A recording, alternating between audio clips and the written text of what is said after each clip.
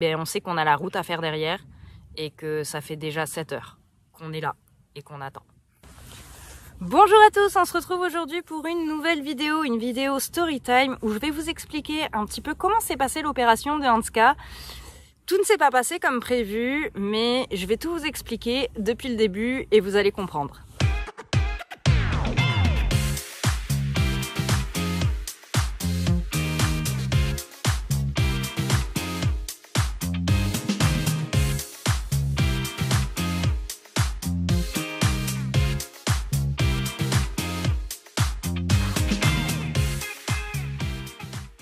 Bon, déjà commençons cette vidéo, on est à J+2 de l'opération. Hanska qui est juste là, bon comme vous pouvez voir, hein, il a été tondu au niveau de l'encolure et aussi de chaque côté, vraiment au niveau des tempes.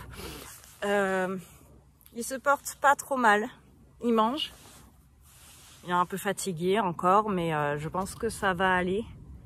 Il est pas trop ronchon, il prend bien ses médicaments, donc vraiment pour le moment tout se passe bien et que ça continue. Passons maintenant à comment tout s'est passé et comment je me suis fait arnaquer. En septembre 2024, j'appelle ma vétérinaire qui est également dentiste équin pour venir faire le rendez-vous dentaire des chevaux, vérifier que tout aille bien, faire le détartrage et ainsi de suite. Lorsqu'elle vient, elle voit Hanska et tout va bien au début. Jusqu'à ce qu'elle se rende compte qu'il y a 2 diastèmes. Un diastème, c'est tout simplement un écart qu'il y a entre 2 dents, voire entre 3 dents. C'est pas quelque chose de normal chez les chevaux. Normalement, les dents des chevaux sont tout simplement collées et lorsqu'il y a un diastème, donc lorsqu'il y a un écart entre 2 dents, la nourriture vient s'accumuler, ça vient creuser au niveau de la gencive jusqu'à attaquer carrément la racine. Ça fait des infections et ainsi de suite, mais c'est surtout que ça vient faire bouger du coup la dent et ça crée forcément des douleurs, ce qui est tout à fait normal. Ça serait exactement la même chose chez nous. Mais en plus de ça, une gêne parce que automatiquement la dent bouge, elle bouge de plus en plus jusqu'à finir par tomber. Mais voilà, c'est quand même pas quelque chose de très très bien. Quand elle s'aperçoit de ça, les dents bougent déjà, donc elle me dit clairement que là, ça nécessite une opération. Il faut enlever les 2 dents. On est sur les prémolaires, qui plus est les dents 106 et 207. Donc voilà, il faut enlever littéralement les dents de mon cheval. Pour ça, elle me dit clairement que ça ne peut pas se faire au pré, qu'il faut que je l'emmène en clinique, voir vraiment un spécialiste, de manière à lui faire extraire ces dents-là. Jusque-là, tout va bien, sauf qu'elle m'a annoncé à peu près les tarifs. Littéralement, je me suis effondrée. Elle m'a annoncé à peu près 6 000 € pour 2 dents enlevées. Moi, littéralement, 6 000 € pour 2 dents. Je me suis dit que c'était juste impossible. Je n'ai pas 6 000 € comme ça en si peu de temps. Bon, je finis quand même par contacter plusieurs cliniques pour faire différents devis parce que clairement, on me dit attention, là, c'est des tarifs beaucoup trop élevés. Ça va mon cœur? Tout va bien? Oui, va voir ton frère. Donc, on me dit clairement que les tarifs annoncés par ma vétérinaire sont bien trop élevés et qu'il vaut mieux que je me renseigne auprès de différentes cliniques de manière à avoir un tarif un peu plus juste. Chose que je fais, je contacte plusieurs cliniques par mail où je leur demande un devis de manière à savoir où est-ce que j'emmène mon cheval. Sur toutes les cliniques que je contacte, aucune, mais littéralement aucune, ne me fait de devis.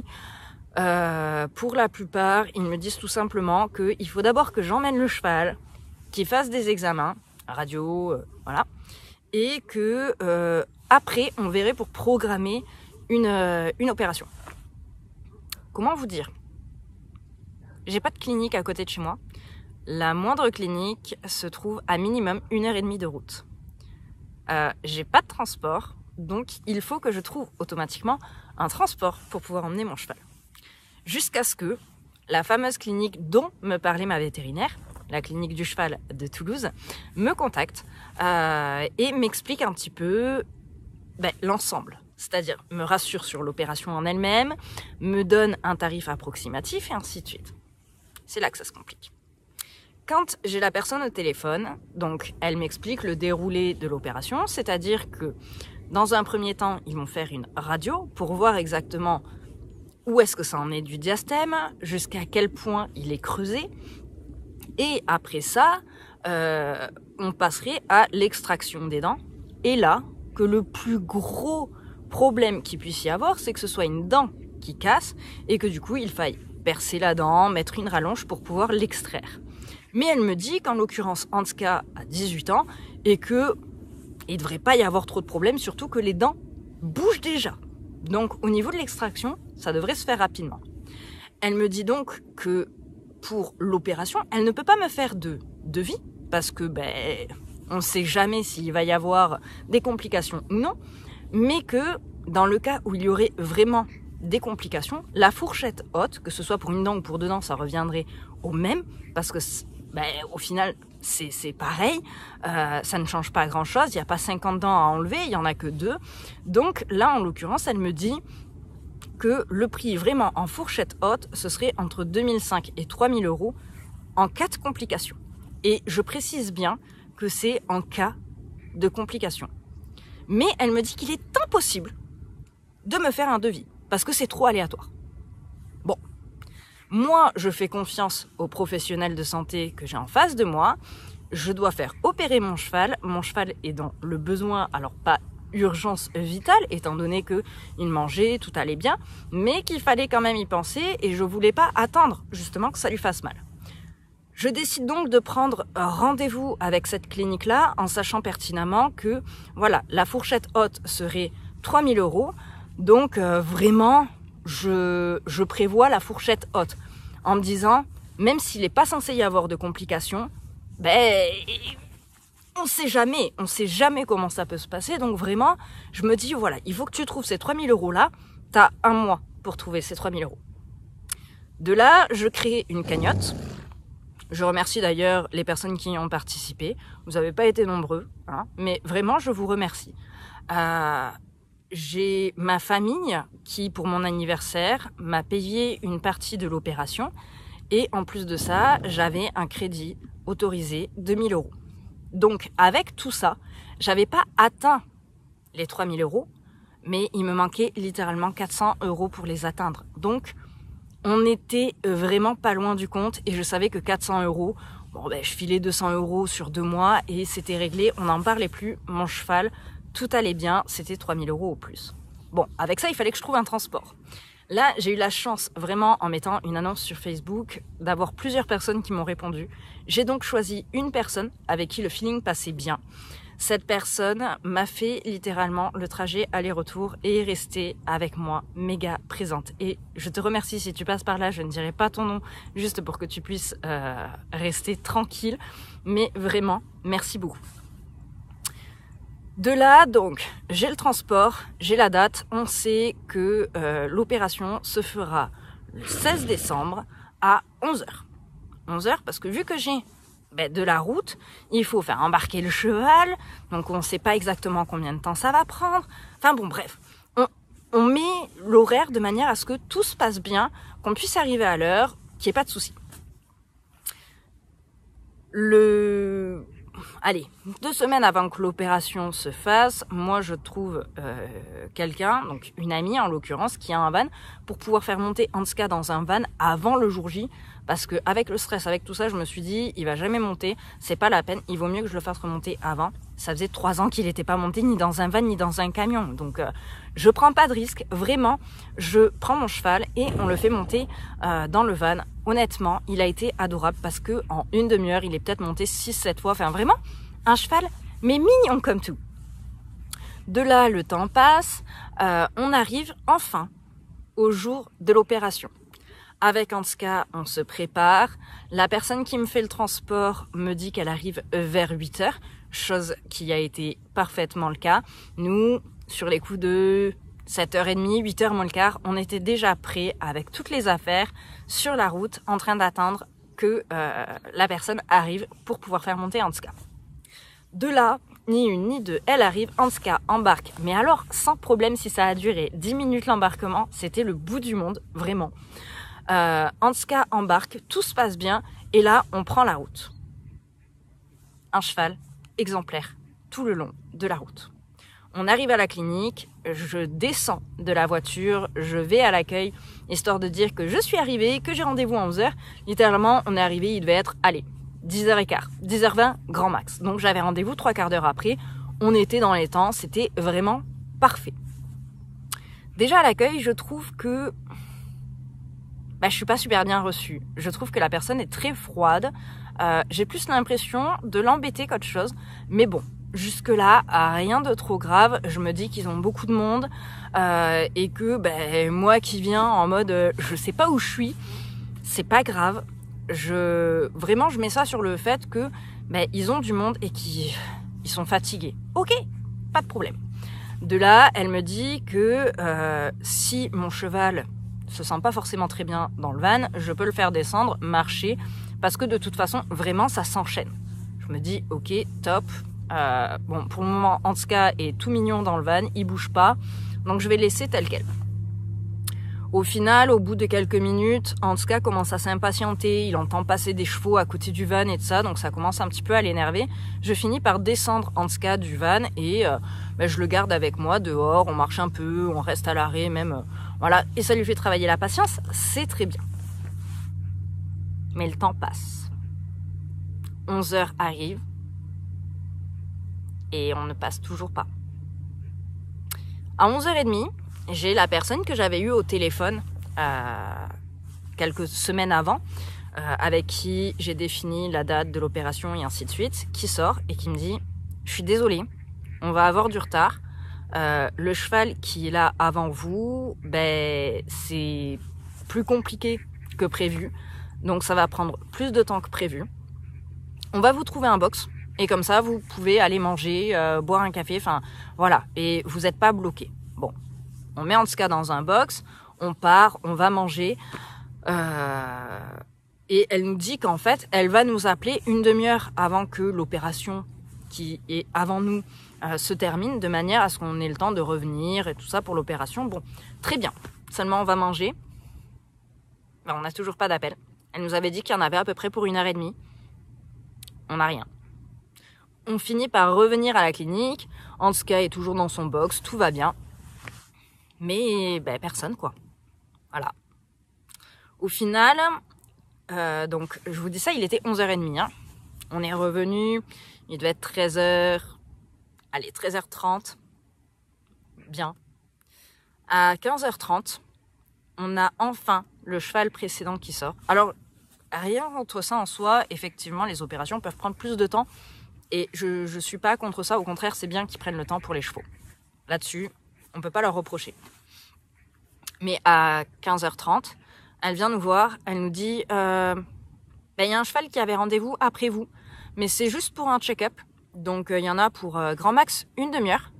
On va le faire passer et on vous prendra après. Bon, ok. Donc on attend. On est un peu deg parce qu'on a fait beaucoup de route. Ça fait déjà plusieurs heures qu'on est là à attendre. Et là, on nous dit qu'en fait, on a un cheval qui va passer devant nous alors qu'il n'était pas censé passer devant nous. Bon. Donc ce cheval passe. Et la demi-heure fut très longue. Parce que ça a duré plus d'1h30. Et là encore, on sait qu'on a la route à faire derrière. Et que ça fait déjà 7 heures qu'on est là et qu'on attend. Bon. À 17h, on vient enfin nous chercher Hanska, mais même pas on nous prévient. C'est-à-dire qu'on vient de sortir mon cheval du box et on se rend compte, parce que nous on était dans la voiture, on se rend compte que y a Hanska qui est avec quelqu'un en train de marcher comme ça. On se dit ah cool, c'est gentil, ils nous ont prévenu, super, bon. Donc je vais vers mon cheval et on nous prend enfin.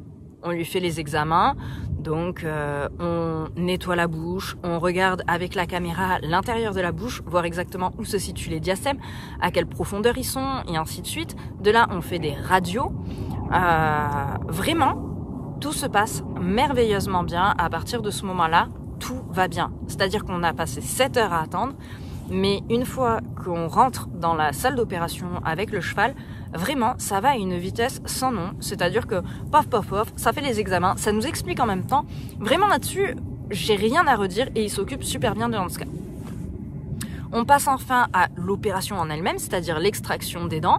Le vétérinaire très compétent, ils endorment bien en tout cas, enfin vraiment, je peux rien reprocher là-dessus. Ils font super bien les choses et littéralement.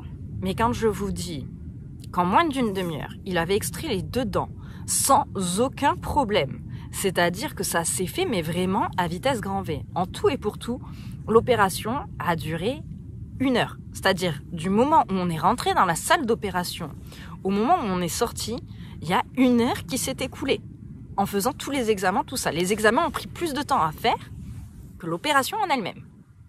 Bon. On sort de la salle d'opération, ils me disent de remettre en tout cas au box le temps qu'ils se réveillent un petit peu, qu'on ne peut pas partir de suite. Je vous avoue qu'à ce moment-là, il y a énormément de brouillard. Il fait nuit, on doit reprendre la route. On commence légèrement à s'inquiéter. Parce qu'on se dit littéralement, s'il y a beaucoup de brouillard sur toute la route, ça va être compliqué. Mais bon, de toute façon, on n'a pas le choix, il faut qu'on rentre. On va à l'accueil pour payer. On attend 1/2 heure de plus. Juste pour pouvoir payer. Et là, on arrive au moment douloureux. C'est-à-dire qu'après 7 heures d'attente, 7 heures de retard, qui plus est, avec un cheval qui était censé passer après nous, qui passe avant nous, et un simple « excusez-nous », mais sans plus. Une opération qui se passe merveilleusement bien, sans aucune complication. On me donne le prix de l'opération. Je vous rappelle que quand j'ai eu la personne au téléphone, qui était présente au moment de l'opération, elle m'annonce un tarif de 3 000 € au plus haut s'il y a vraiment des complications. Au final, elle me tend une facture de 3 661 €. Là, je la regarde et j'ai dit « Pardon, mais il y a un souci. Ça n'est pas du tout ce que vous m'aviez annoncé. Vous m'aviez annoncé un tarif en fourchette haute, entre 2 500 € et 3 000 € en cas de complication. » Elle m'a dit « Oui, mais c'était hors taxe. » Non, mais même si le prix que vous m'aviez annoncé était hors taxe, chose que vous ne m'aviez pas dit, mais c'est pas grave. Vous m'aviez annoncé ce tarif-là en cas de complication. Il n'y a pas eu de complication. La personne n'a pas su me répondre. Elle a juste bégayé en essayant de dire « Oui, mais si, il y a eu des complications. » J'étais là tout le long de l'opération. Il n'y a eu aucune complication. Moi, je sais qu'il faut qu'on parte. Je sais qu'on a beaucoup de routes. La personne qui m'a fait le transport a eu la gentillesse de rester avec moi tout du long.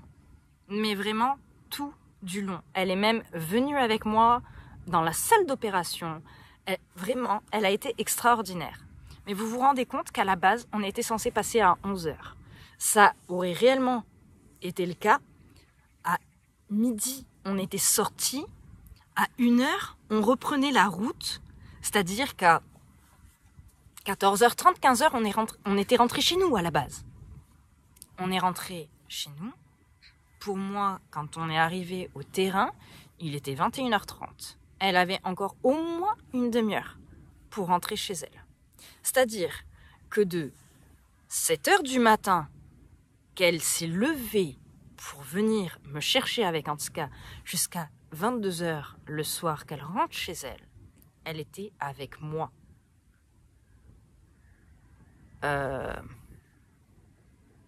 ne peux que remercier cette personne-là.